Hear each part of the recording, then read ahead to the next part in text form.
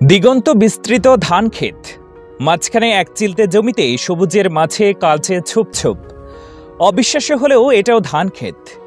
সবসময় বাদামি রঙের ধান দেখতে থাকা চোখ কিছুতেই বিশ্বাস করতে পারে না কালো ধানের আবরণ থেকে বের হবে কালো রঙের চাল। চায়না, ভিয়েতনাম ও ইন্দোনেশিয়ায় উদ্ভাবিত বিদেশি জাতের ব্ল্যাক রাইস বা কালো ধান চাষে দিন দিন আগ্রহ বাড়ছে বাংলাদেশের কৃষকদের মাঝে। এই ধান চাষাবাদ পদ্ধতি সাধারণ ধানের মতোই, তবে ফলন তুলনামূলক কম। পুষ্টিগুণ সমৃদ্ধ, খেতে সুস্বাদু, রোগ প্রতিরোধ ক্ষমতা সম্পন্ন এবং অধিক চাহিদা থাকায় কালো ধান চাষ করছেন অনেক কৃষক। এই জাতের ধান বিঘা প্রতি 10 থেকে 11 মণ ফলন হয়।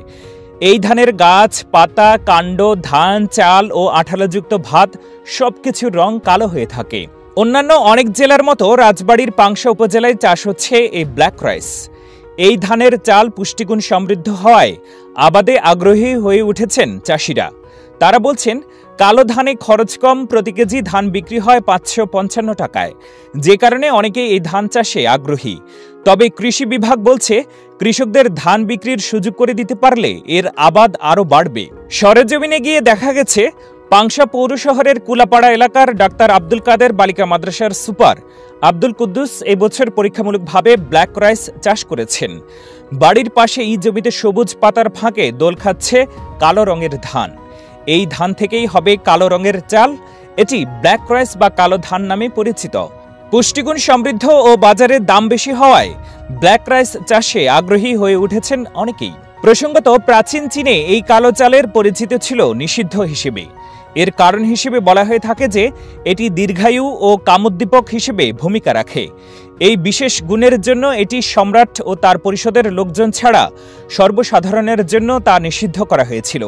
সেখানে পাহাড় এলাকাগুলোতে শুধু রাজা বা রাজন্য বর্গের জন্য এই ধরনের ধান গোপনে চাষ করা হতো। আবার কেউ কেউ বলেন, তখন শুধু রাজ পরিবারের মেয়েদের গোপনে এই চালের ভাত খাওয়ানো হতো বলে এটি নিষিদ্ধ চাল হিসেবে ঐতিহাসিক গল্পগাথায় উঠে আসে।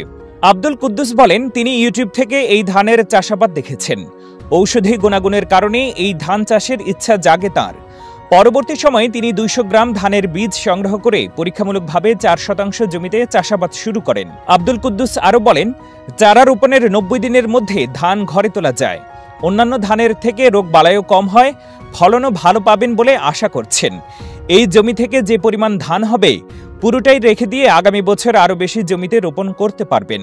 আরেক চাষি আলামিন হোসেন বলেন, তিনিও ইউটিউবে এই ধানের চাষ দেখেছেন।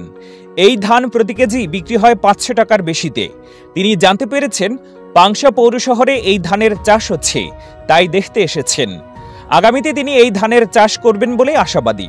শাহিন রেজা বলেন, ধান গাছগুলো বেশ সুন্দর, স্বাভাবিক ধান গাছের মতোই, শুধু ধানগুলো কালো, আর এই কালো ধান থেকেই বের হবে কালো রঙের চাল।